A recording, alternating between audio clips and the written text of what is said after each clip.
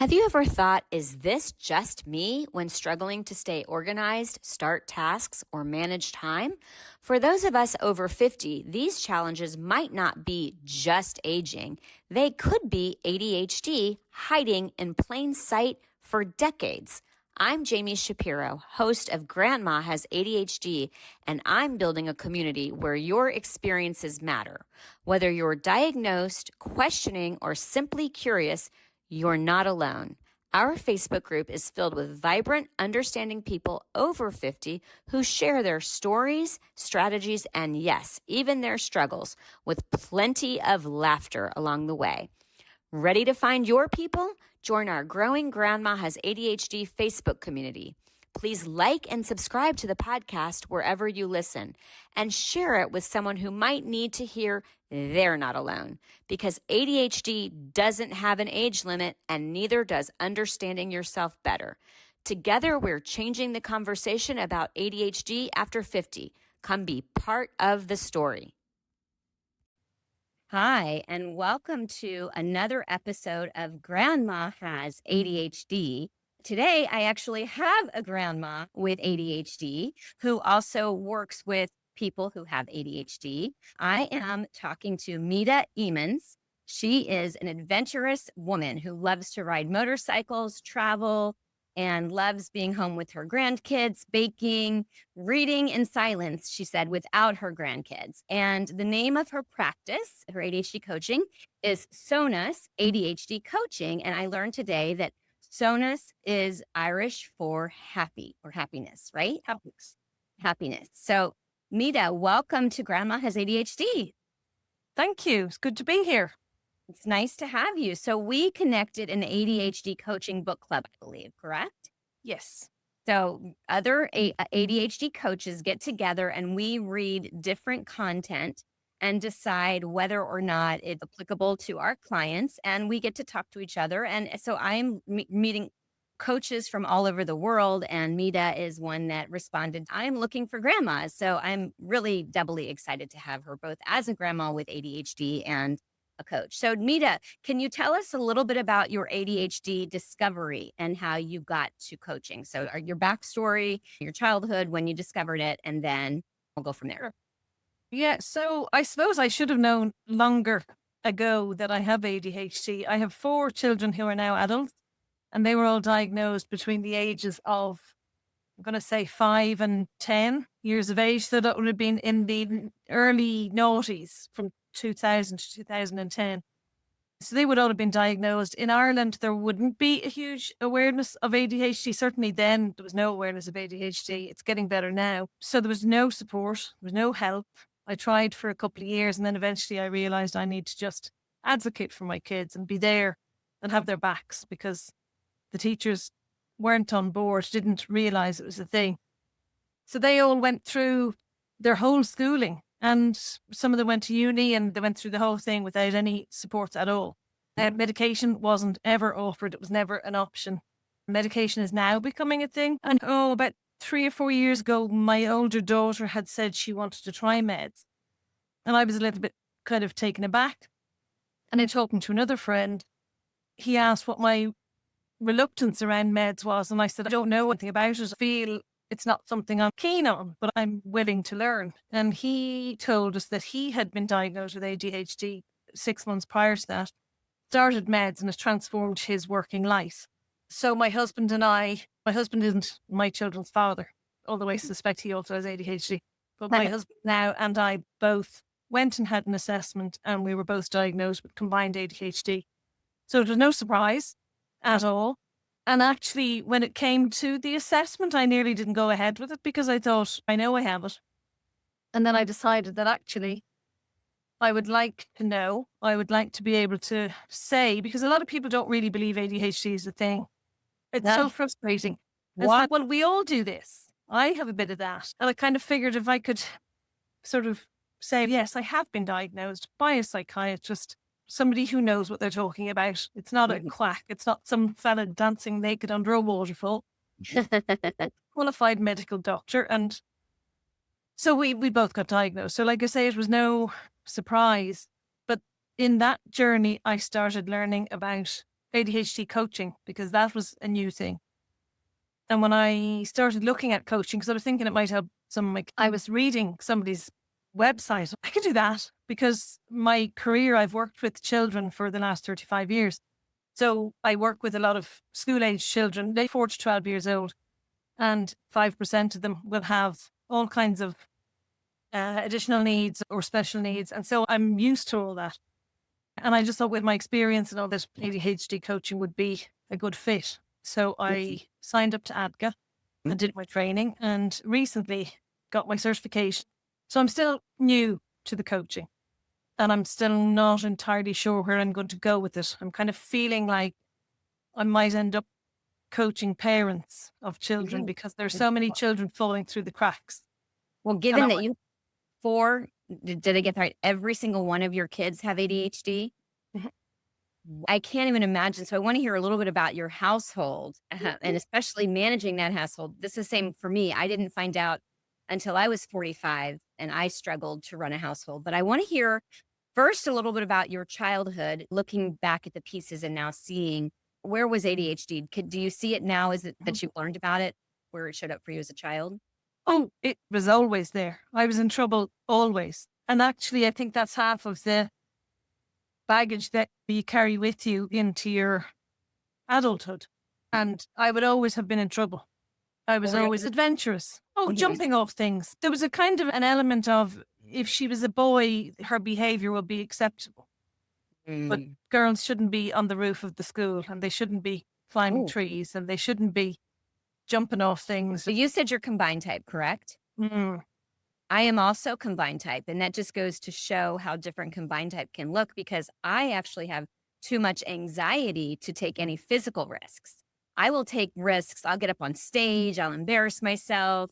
No problem. But I have a fear of heights. I have no fear. I would imagine that as a child, it would have been hyperactive because I was always throwing myself off things. And I'm not hurting myself, but I had no fear. I'd climb trees. I'd jump off things, all that kind of stuff. So now that you're putting pieces together, do you see it in either of your parents? Oh, yeah. And kind of tricky, though, because I kind of see it in lots of people. And then in that whole, people say to you, oh, everybody has that. And you're going, no, they don't. And then I'm looking around, I'm thinking, oh, everybody has that. But I don't know, just all the people I know. Well, you've got a lot of people that have it. My partner doesn't. So I actually do live with someone that's normal or neurotypical. I hate to use normal, but I know. You can really see the difference in the way that I go about my life versus the way that he goes about his life. It's a thing. I see it now with my kids and their partners.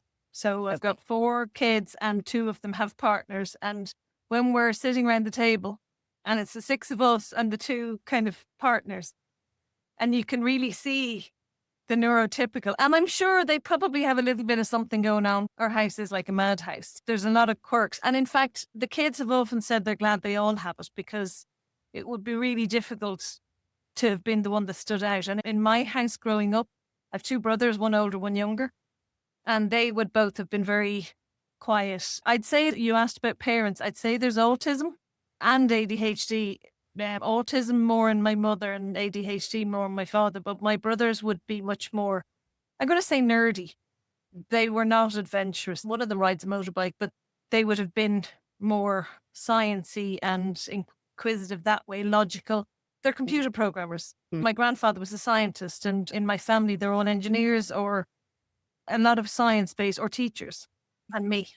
Because this is interesting. Would you say there's any family strain looking back now, any relationship troubles? I'm asking because I have 2 parents with ADHD as well, and definitely strained relations as a result of probably emotional dysregulation. My dad would have moved jobs a lot more than my mother would have liked him to.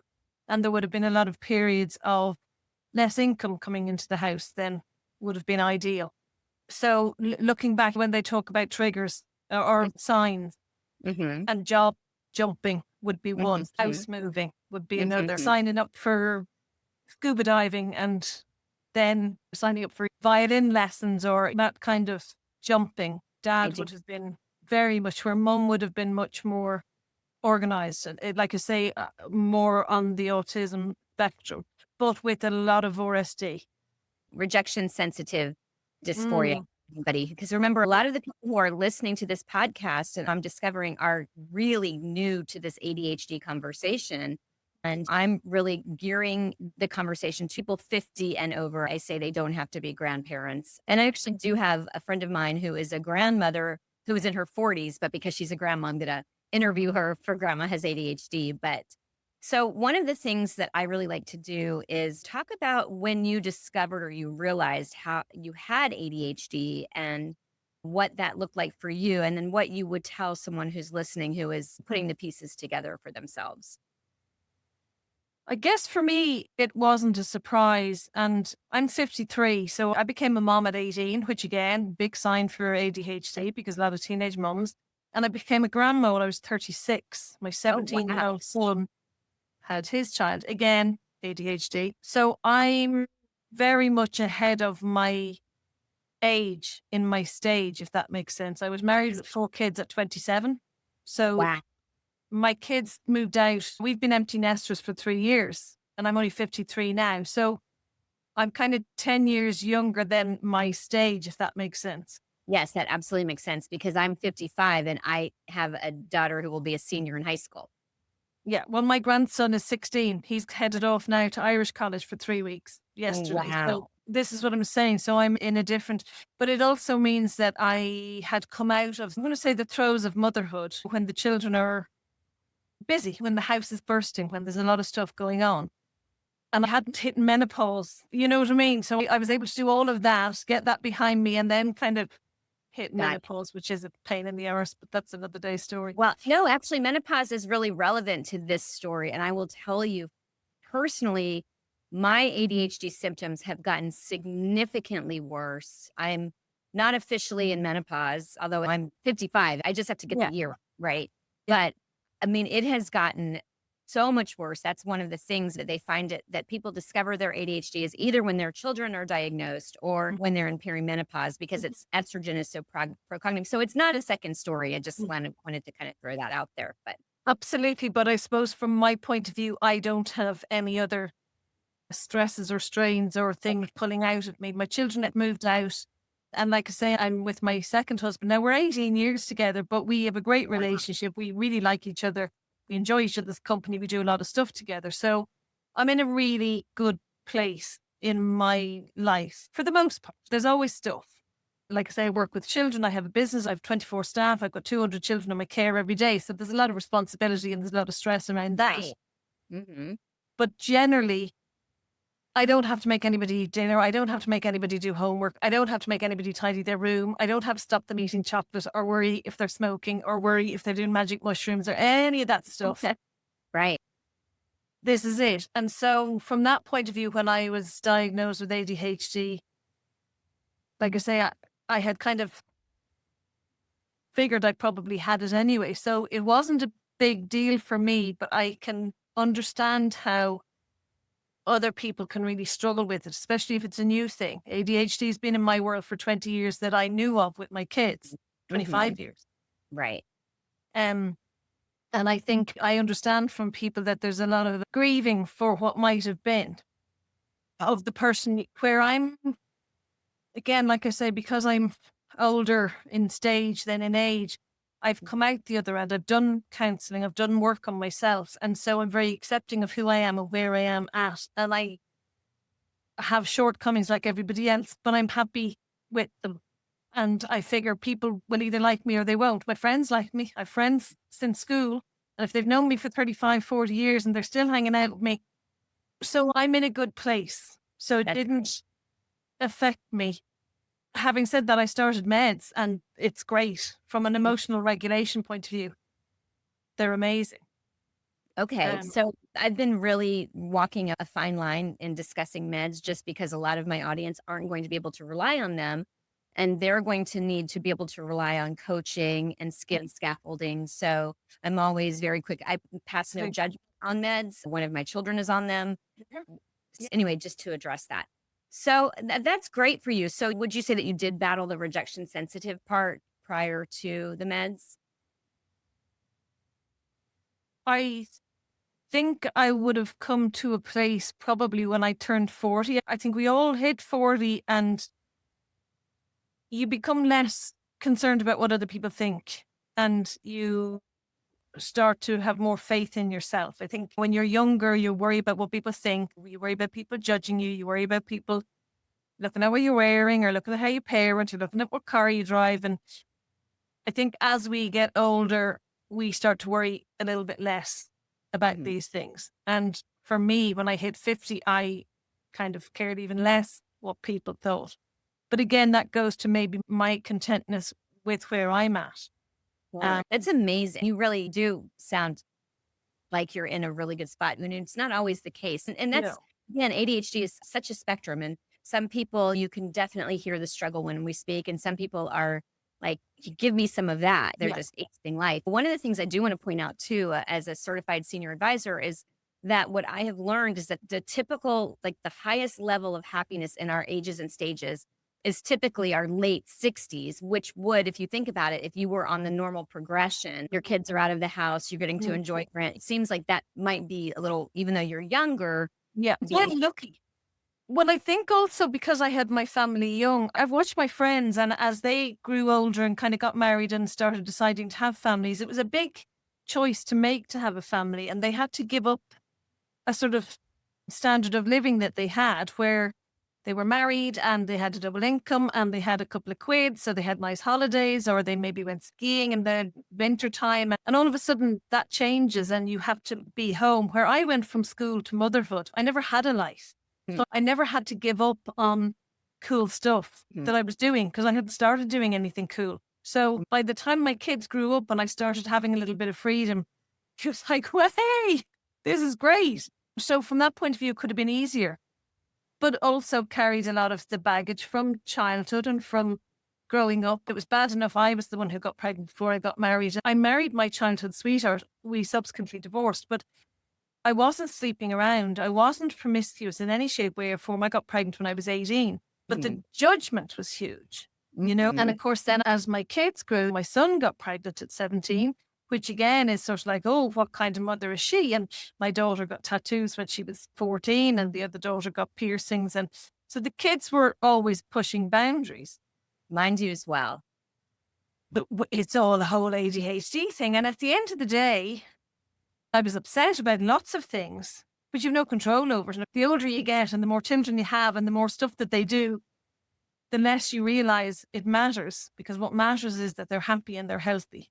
And it doesn't matter if they've pink hair and 17 earrings and a tattoo. Like, it's all about perspective. But I know it's trickier if it's your first, or when you've only got one or two children and you're not being bombarded with. I mean, there was always one of mine doing something that wasn't ideal. So let me ask you a question. When you were managing a household, I know how I felt. And again, I didn't know I had ADHD. I'm like, why can't I get it together? Like, I always felt like I just did not run an efficient household the way that I perceived other people running it. Was that something that you noticed? Yes. You noticed it. Okay. Yes. And the house was always chaotic and it was always untidy. It wasn't dirty because I had to clean. Because, well, I was always working full time and I had all the kids, but it was always untidy. And I always hated when people called around or when somebody came unexpectedly. My mother-in-law was always difficult and judgmental around that and made me feel less than. So looking back, I think it was always a struggle. And it was only when the kids moved out and then they'd come back and visit, and you realize they come in and they take off their headphones and they take off their hat and then they take off their bag and then they take off their coat and their umbrella and their jacket and their hoodie. And then they kick off their shoes and there's just stuff everywhere. When you multiply it by 4, and that's before they start making a sandwich or making a hot chocolate, or there was just always stuff everywhere. And it seemed like you were just constantly tidying up. And somebody likened it to like trying to brush your teeth while eating sweets. That was what it was like in the house. Sure. You turn around and when you come back, there was another. So I was all the time shouting at people, giving out to people, living in a mess. So I didn't realize it at the time, but I would clean before I would have people come over. I mean, so that dopamine would kick in because I was the same. I just could not keep it together. And I shoved things in closets and I did what I had to, but I would turn into like a tyrant when people were coming over because then I'm like, it has to get done. I'm so goal oriented. But I love the common experience. And I think that's one of the things that people, when they're listening to this podcast, are connecting to is, oh, I hear myself in that. I'm actually reading a book right now called The Book Club for Troublesome Women. And it set place in the 60s, interestingly enough, while things are changing for women's movements and their roles are changing. And one of the characters is so clearly ADHD. It's crazy. Like she's always starting a new project. She hasn't unpacked the boxes in her house. It's just so funny to now see it and to put this together. But okay, we're going to take a break. And when we come back, I would love for you to sort of give a little coaching advice to people who are listening that you think is just like the best advice you could possibly give to someone who's discovering they have ADHD. And aging with ADHD has its own challenges, right? And then ADHD. So combining the two, we're going to take a pause and we are going to come back with Mide Emans. Did I get it right? Yep. Sona's ADHD coaching.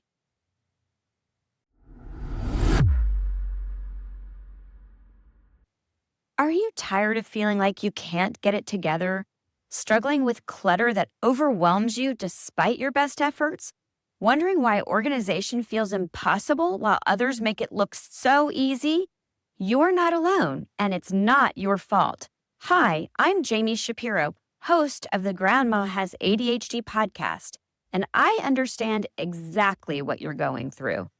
I combine my years of hands-on work as founder of Silver Linings Transitions, a move management and home organizing company, together with ADHD coach training, and help adults 50 and over connect the dots between ADHD and lifelong struggles.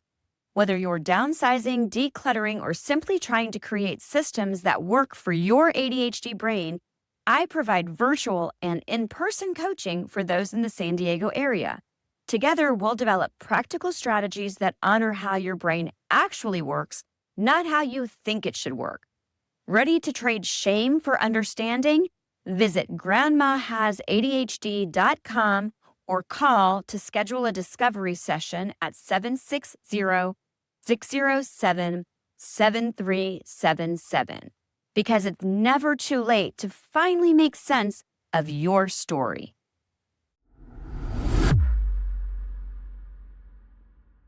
Ever wondered why helping a loved one declutter feels like speaking different languages? I did, especially with my mom. It wasn't until I founded Silver Linings Transitions, helping San Diego seniors organize and move for over a decade, that I discovered why. We all experience clutter differently, and for those of us with ADHD, it's a whole other world. If you are listening in the San Diego area and feeling stuck with moving, paperwork, photos, or home organization, our team at Silver Linings Transitions gets it. We understand ADHD's unique challenges, and we won't just help you get organized. We'll create sustainable systems that finally stick. Schedule a consultation with our team today at 760-522-1624. That's 760-522-1624, or find us at silverliningstransitions.com.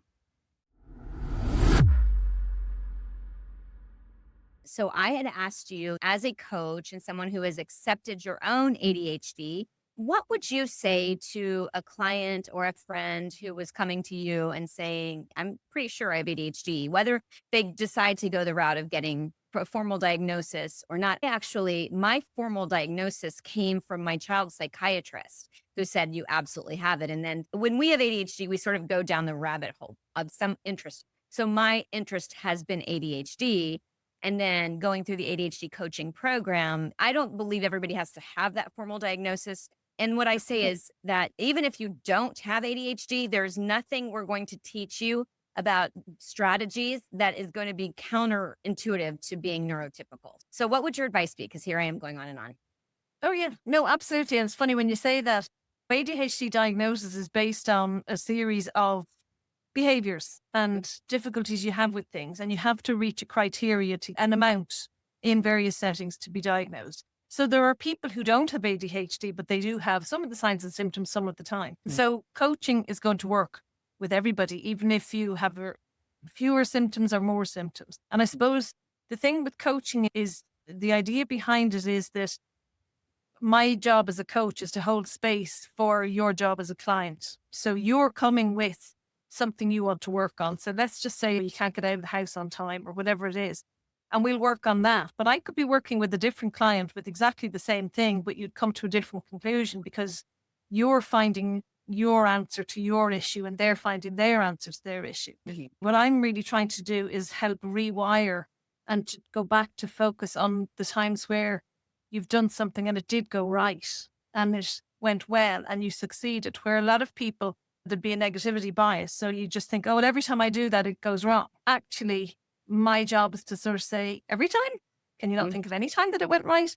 And then when we find that time, we find out how it went right or what went right or which bit of that can we pull back out for you to focus on the next time you're going to do the thing. So it's a process that can work really, really well, whether you have a diagnosis or you don't have a diagnosis. And it's really just to help find solutions for you to do the thing that you're struggling with. And it could be as simple as leaving the house on time with all the things you need to have in your handbag. Or it could be bigger things, depending on what clients are bringing. So it's a very worthwhile exercise.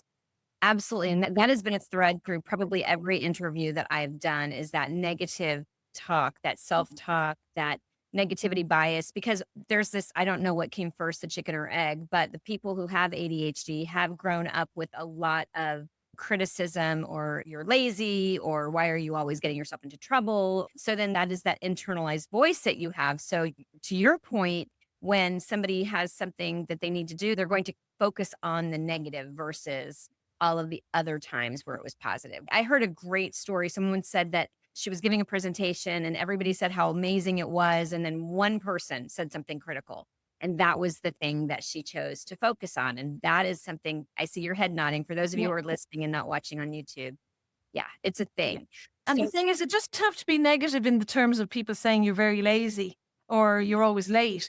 But it's when people are saying, can you not find your shoes? Your room is still untidy, or it's negative comments, even if it's not like accusatory. But it's that, oh, you're always doing this, that there's so much negativity. Sure. So as a grandma, I love that you're a grandma with ADHD. What would you say the role of ADHD has impacted on your relationship with your grandchildren? That's interesting because I've 2 grandchildren here and 4 step-grandchildren in the UK that we see regularly. And one of them is actually currently being assessed for ADHD. He's only 7. He'll be 8 in October. But the grandkids here, like I said, the eldest is 16 and there's no sign of ADHD there. The 5-year-old, maybe, it certainly keeps us on our toes. But I forgot my question. You think that you do see any impact of being a grandparent, like how you might grandparent differently with ADHD and that relationship that you have with your grandchildren? Well, like I say, we're very young grandparents, so that sets us aside. We are very cool grandparents. We both ride motorbikes. We do crazy stuff on the bikes. And so from the kids' point of view, telling their friends, there's a lot of stuff going on. Or if we turn up at school on the bikes or at parties or whatever. And my grandson came in one day, he was about 8, and he came running into the room and he said, Nanny, have you guys climbed Mount Everest yet? And I said, no. And he said, okay. And he went. And I just love that he just thinks that's just something that we could just do. I love it. It's created a kind of nothing is beyond the bounds of possibility. And that blew me away because I'm kind of going, this is a great place for kids to be coming from or to see. It's a great thing for them to see. Absolutely. Okay, so that begs the question. I love to ask people, if you could turn off a switch or turn on a switch and you could choose to have ADHD or not, and it's not situational, it's either you have it or you don't have it, what would you do with that switch? Oh, I'd leave it on. 100%. Yeah. Okay. Yeah. Is there ever a time that you wouldn't have left it on? Oh, well, you see, you're getting into situational variability. My problem has always been my mouth. I can't keep it shut. I get into trouble. Well, I might resemble that remark. Well, that's the thing. And I stand up for things. If there's a wrong being done, I'll stand there. I'll say it. And that doesn't make you popular. Not politically or anything like that. But even in the school setting, or if there's something going on and parents are all giving out, I'll say, well, let's go in and tell them that we're not happy with this. And they'll go, yeah. And I'll march off and I'll be standing in front of the principal going, blah, blah, blah, blah, blah. Yeah, And I don't think it's true. Nobody's followed me. I'm just the one in there causing a row. Well, we have a strong sense of justice. That's one of the things that I actually love about having ADHD friends and coworkers, is that you can trust them because we have that strong sense of justice. So you would keep the button up. Keep the button up. Okay. Any other words of information or advice, as well as how can people find you, that you want to leave with our guests? I try to keep the podcast as short as possible because you and I both know that if you have ADHD, your attention is so small.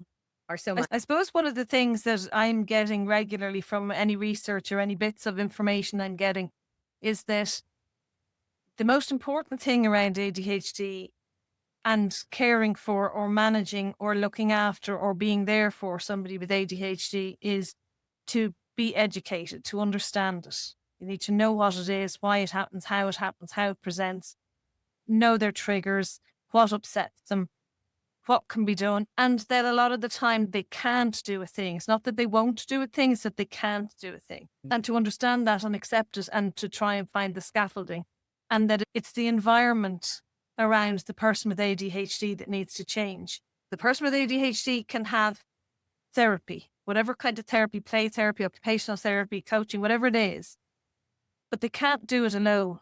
Like a plant that's not doing well. You move it into the sun, or you move it out of the sun, or you give it more water, or you give it less water. But you don't just look at the plant and say, why won't it just grow? And yet we look at children and we say, why won't you tidy your room? Why won't you be on time? Why won't you find your shoes? So the environment has to change. Right. And we need to let people know.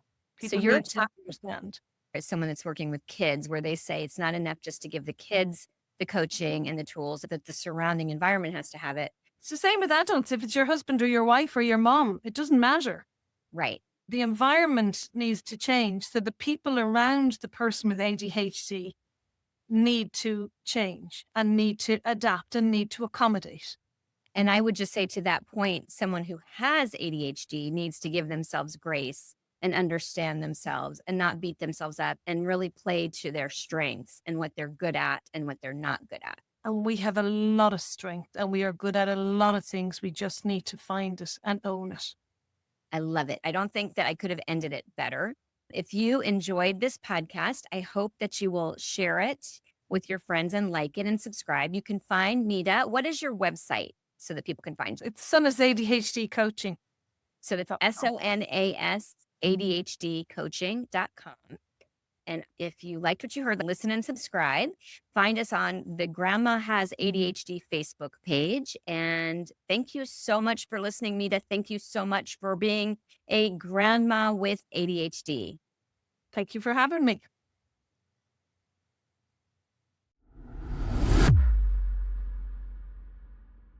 The opinions expressed on Grandma Has ADHD podcast are those of our guests and hosts and are intended for informational and entertainment purposes only. This podcast does not provide medical advice, diagnosis, or treatment. The content discussed in this episode is not a substitute for professional medical advice, diagnosis, or treatment. Always seek the advice of your physician, mental health professional, or other qualified health provider with any questions you may have regarding a medical condition or mental health concern. Never disregard professional medical advice or delay in seeking it because of something you have heard on this podcast. If you think you may have a medical emergency, call your doctor or emergency services immediately. The hosts, guests, and producers of Grandma Has ADHD do not assume any liability for the content of this podcast. Listen at your own discretion.